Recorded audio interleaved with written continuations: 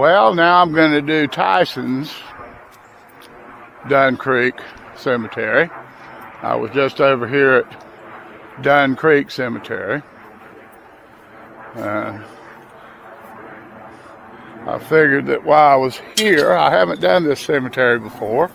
I done a little short take over here the last time I done Dunn Creek Cemetery. I have a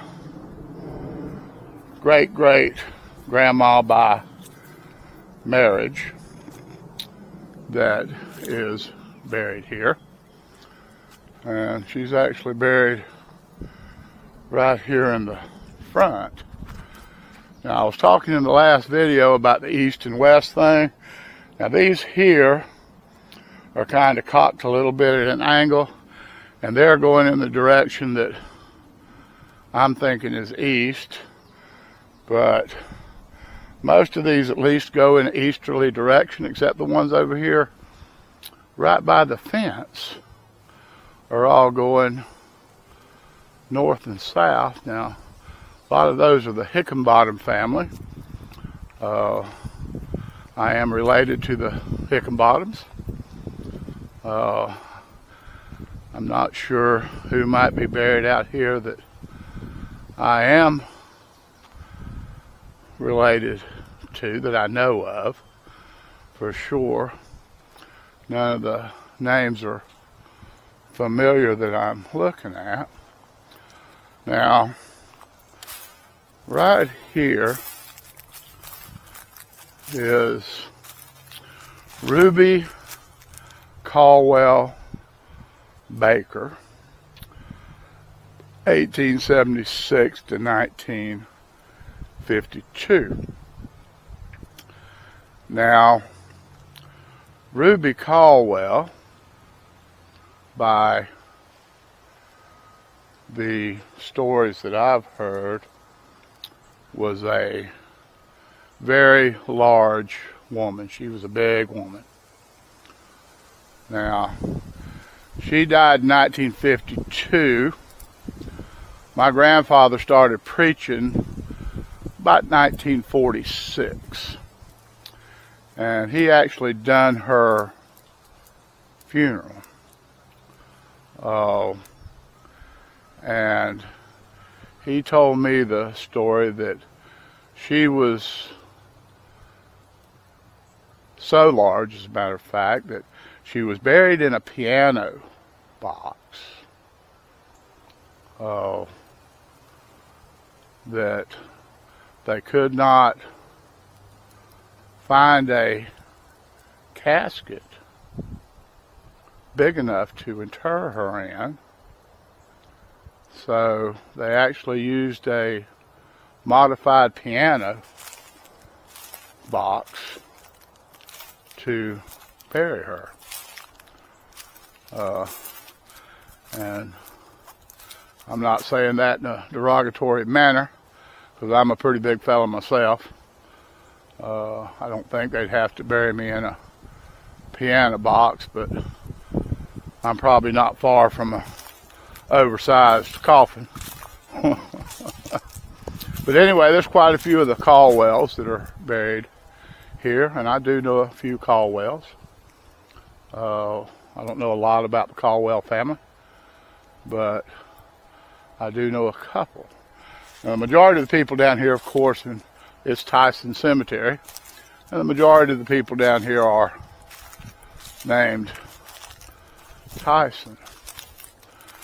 Now, there's a Woodsman of the World.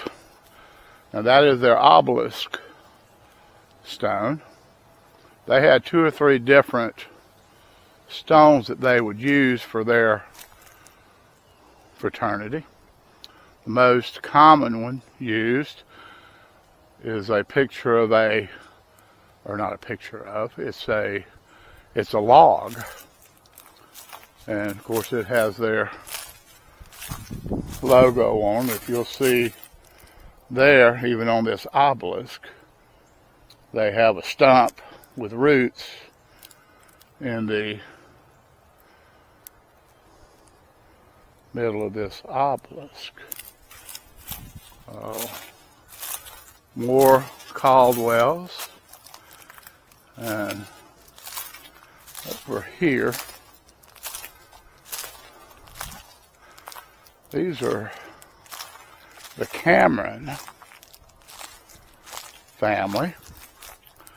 Now these are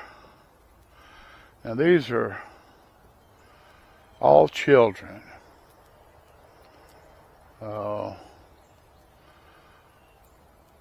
We're talking about, well, one down there is a couple of years old. That one's 6 years old. That one's 1 year old. That one, 3 years old.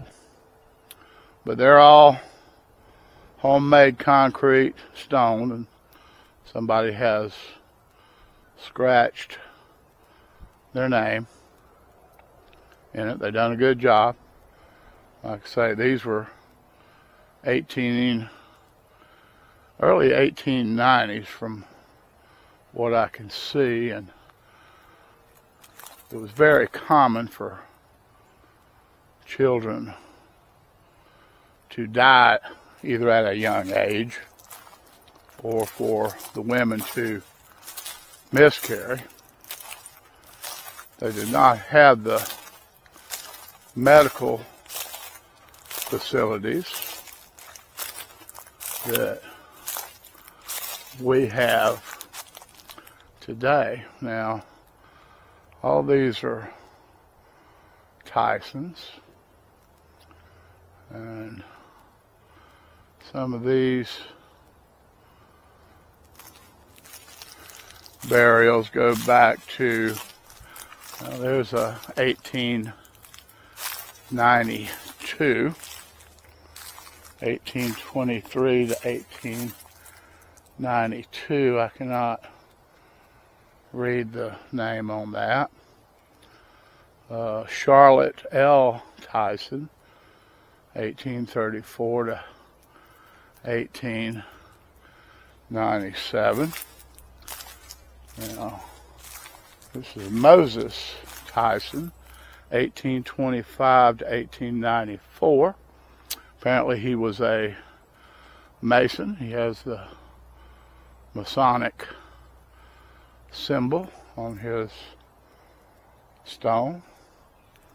Now, the Tisons family are an old family, this area. It was actually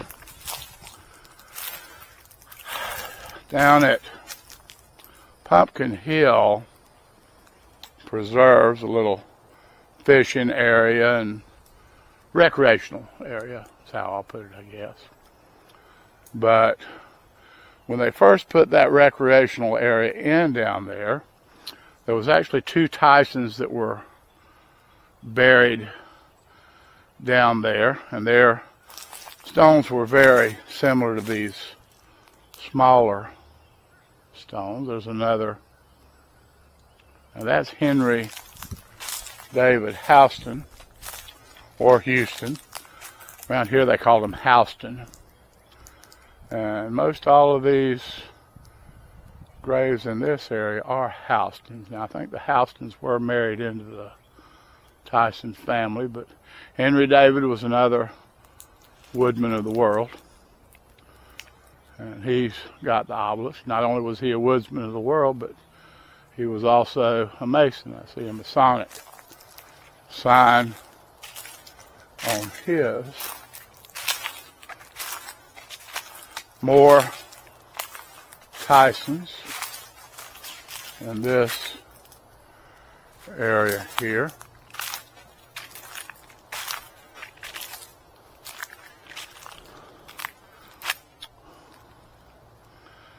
Ernest Pauline Kirkland and Lucille Jones Kirkland. Apparently they were a member of they were in the Houston family some kind of way. Now, Ernest Pauline, I've known several people, they were my mom's generation and older, that were named Pauline, but they were usually women. That is the first time I've ever seen the middle name or first name, Pauline, connected with a man.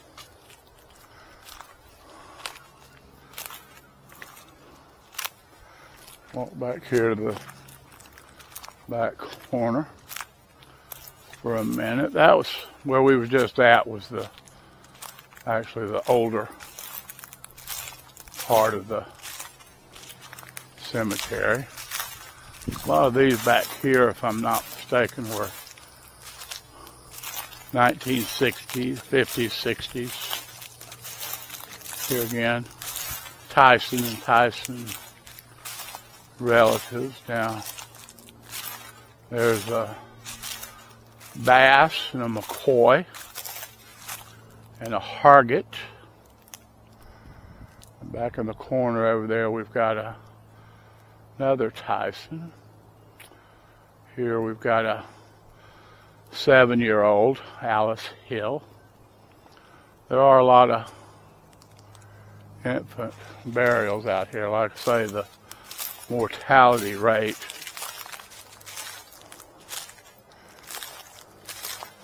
back years ago was horrible. I had today they call it SIDS, or SIDS? Yeah, sudden infant death syndrome. I had a first cousin that she was about 18 months old, and 2 years old, something like that. She died of SIDS. That was back in the early 60s. I want to say 1963. I wasn't but about 6 years old myself at the time. She was a first cousin. Trina Courtney was her name. Now, I have a very fond, well, I guess you could call it fond memory of Trina. My Uncle Ted and Aunt Judy was my mother's sister. They had bought some property out in Mandarin before Mandarin become what it is today. And it wasn't nothing but woods and dirt roads. And he went out there and he bought, I don't know, it was 5 or 10 acres. Today that 5 or 10 acres would be worth a lot of money. But anyway, they lived on a long old sandy road. And he had put an old mobile home out there. They were going to build him a house. And so me and my sister Wanda took Trina out for a walk. Well, this long dirt sandy road, and I mean it was like beach sand out there. We each of us was holding on to Trina's arm. For lack of a better term, we were dragging her, and I mean we were dragging her feet in that sand along the road, having a good time, laughing and all like that. Well, my Aunt Judy got so mad at us for doing that. Boy, we were scolded severely for doing that. But we were laughing and we were having a really, really good time. And to me, it's a fond memory, even though it upset my Aunt Judy quite a bit. Now, here's 5 post unmarked graves. Now, whether anybody even knows who's buried there or not, it's a mystery. Oh, here again, this is Tison's in this corner. Now, Mother Tison That's 1879. I don't see any death date on it. Now, these are 1910. Looks like 1919. Maybe there when they were buried out here. Yeah, the only time I had a incident like the thing with Trina and her mama, Judy, was my Aunt Barbara and my Aunt Jean, both my mother's sisters, her other two sisters, or whatever. They both had gotten pregnant at the same time. And my two cousins, Cliff and Jolie, that were born from those pregnancies or whatever. Anyway, they were both in the hospitals. Mother was getting out.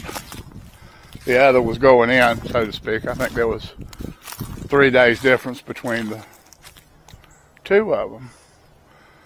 Well, of course, most of my family was down at the hospital. And we were staying at my grandmother's, which I stayed there all the time anyway.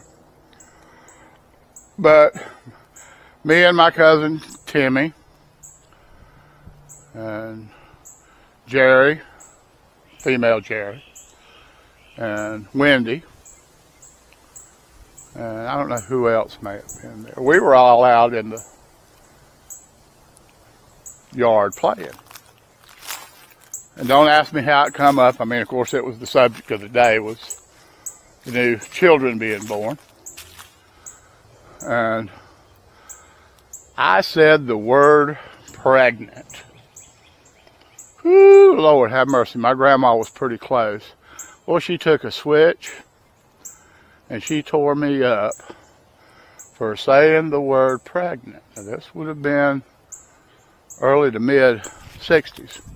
Well, about the mid 60s, I guess. I think they were born in 68, maybe, something like that. But, buddy, that was one word apparently you did not say. I didn't know it, or I'd have never said it. You know, you did not say the word pregnant around my grandma. That was just a taboo thing.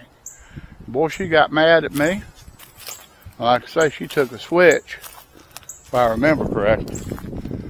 And she'd get them little switches and she'd get on your legs. And I'm going to tell you, she knew how to use a switch. And Grandma'd make you go pick your own switch. And you better not come back with something that'll break or whatever. You better come back with a nice little switch. Now, she didn't beat us by no means or whatever. She just switched us a few times on the leg. There was definitely no abuse or anything like that or whatever. She did it just enough to get her point across not to do that anymore. Now, I was looking. I'm pretty sure Arthur Tison is buried down here. Now, Arthur, good man. He was our insurance man forever and a day with Liberty Mutual. Forget who the company was that he worked for. But back then you paid by the week or by the month. And insurance was, well, wages wasn't high back then. I'm talking back in the 60s. And wages weren't real high. If you brought home $40 or $50 a week, you know, I remember even in the mid 70s, minimum wage was $1 an hour. My first job was $1 an hour. But anyway, for some reason, he come around to collect the insurance. And Daddy hadn't left the money with Mama or didn't have the money to pay her, or whatever the case may be, or whatever. A lot of times he would actually make the payment, which, like I say, it was, each policy was 50 cents, 60 cents, something like that, or whatever. It wasn't real expensive. But here again, I guess if you make it equal to the times, it wasn't cheap either. But he would actually pay it out of his own pocket to keep our insurance going, to where our insurance wouldn't lapse. But anyway, excuse me. Anyway, this has been our walk around Tison Cemetery. A lot of big oaks out here. Really nice, it's peaceful, shady. On a dead-end road, Dunn's Creek Cemetery Road, actually is the name of the road that it's on here in Jacksonville.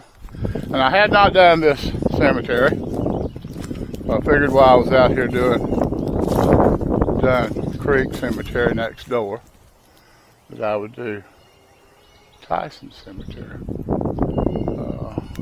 But getting back to the story I was saying earlier, there was 2 graves down at, I go off on many different directions sometimes. But anyway, there was 2 graves, and probably more unmarked down there or whatever, the preserve.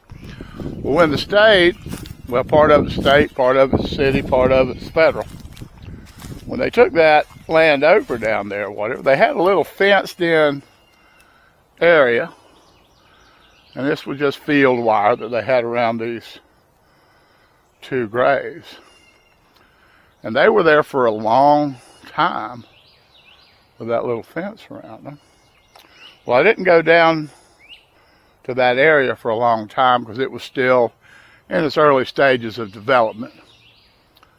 And it's a good fishing area down there, but they hadn't built the dock yet and all like that or whatever. So I went back some years ago, a few years ago, whatever, whenever, and it was gone. So I've often wondered if they just pulled up the stones and left them buried there, or whether they actually dug them up and reinterred them somewhere else. I don't know.